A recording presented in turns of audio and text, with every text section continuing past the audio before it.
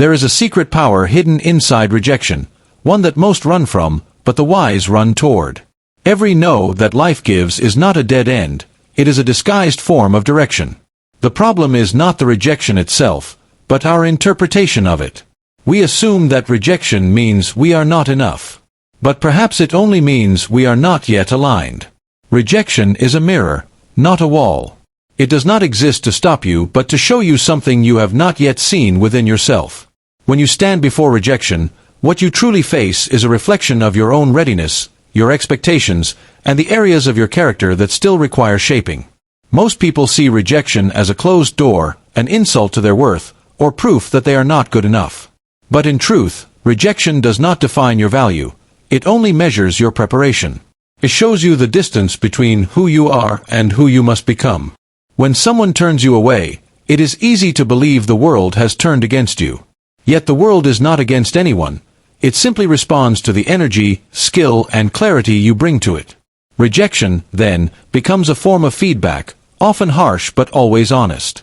It is a test of emotional control and inner stability. It asks, can you face discomfort without losing your balance? Can you learn without collapsing into self-pity? The one who sees rejection as a mirror looks into it and studies the reflection, searching not for excuses but for understanding. When life denies you something, it is not because you are unworthy, but because something within you is still unfinished. The mirror of rejection reveals your hidden weaknesses, perhaps your patience, your discipline, or your persistence. It shows the flaws that flattery hides and the truths that comfort refuses to speak. It points to where strength is still sleeping, waiting to be awakened through effort and endurance. Rejection exposes the gap between your current reality and your potential, not to humiliate you, but to help you bridge it. The wise do not fear rejection, they respect it. They understand that no growth occurs without confrontation. To refine gold, it must face fire. To shape character, it must face denial. Rejection burns away illusion. The illusion that success should come easily, that the world owes you recognition, or that desire alone is enough. It teaches humility, the kind that bends without breaking. It teaches patience, the kind that endures without bitterness.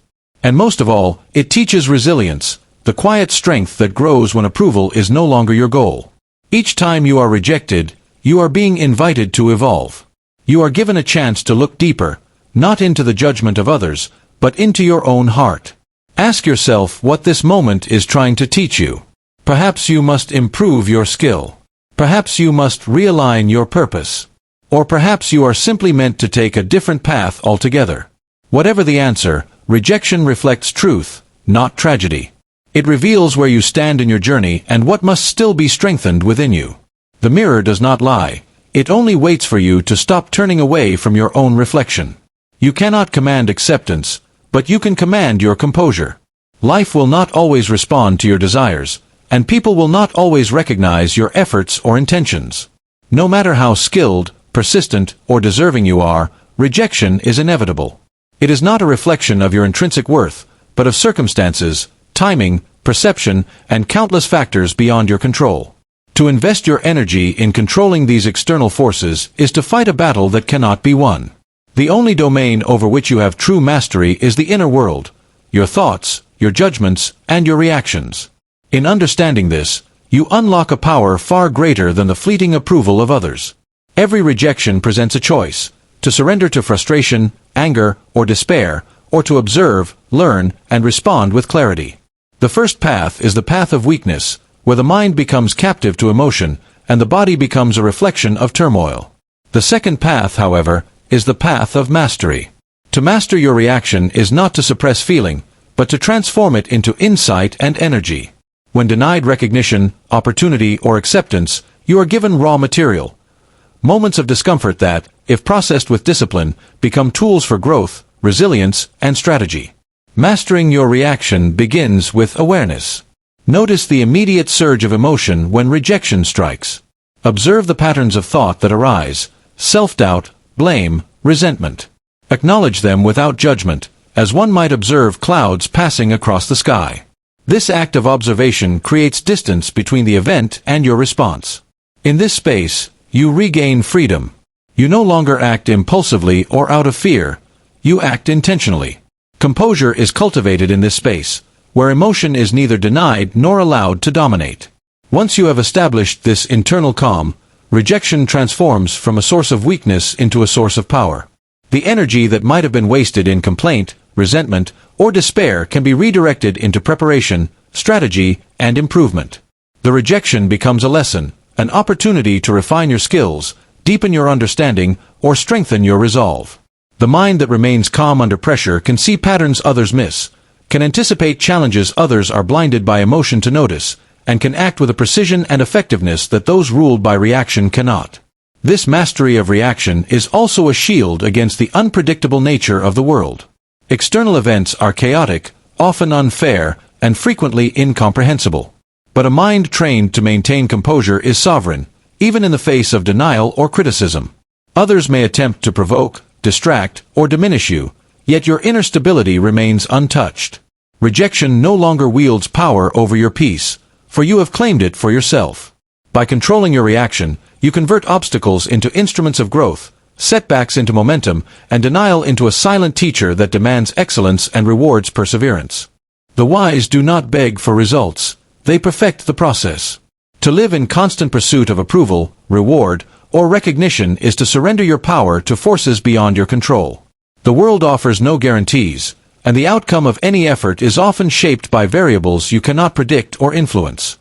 Those who anchor their self-worth in results tie their peace to the whims of fortune, and thus every rejection, every failure, every slight becomes a wound to the ego. But when the focus shifts from what happens to what you do, when pride lives in effort rather than applause, rejection loses its sting and life's challenges become instruments of growth rather than sources of suffering. Attaching yourself to effort begins with understanding the value of action itself.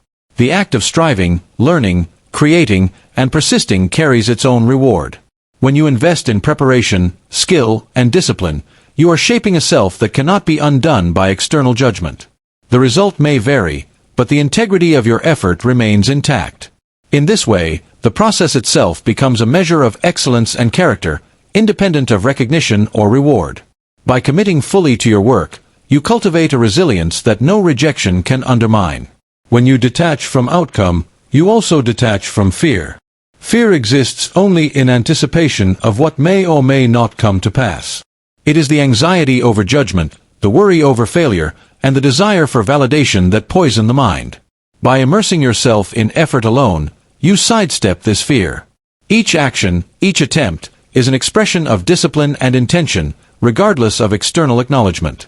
Pride rooted in effort is quiet and unshakable. It does not clamor for applause or demand affirmation.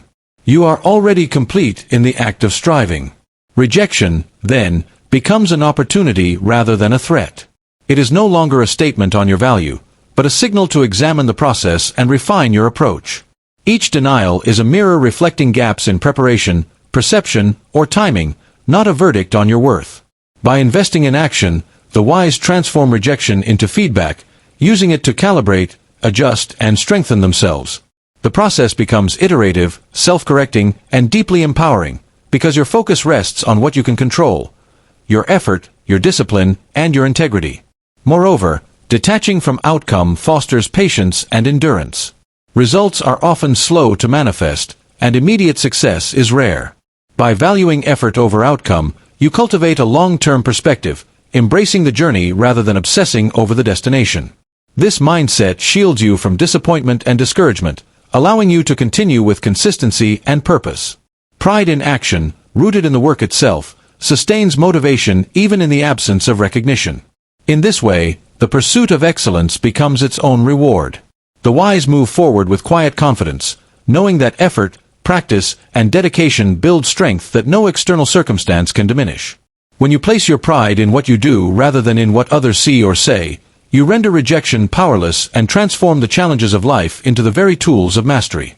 Each "no" is a compass pointing you closer to what is meant for you. Life rarely hands out clear directions or guarantees. Its messages are often wrapped in resistance, denial, or disappointment. When a door closes, it is not always a sign that you are inadequate or that your goals are unattainable.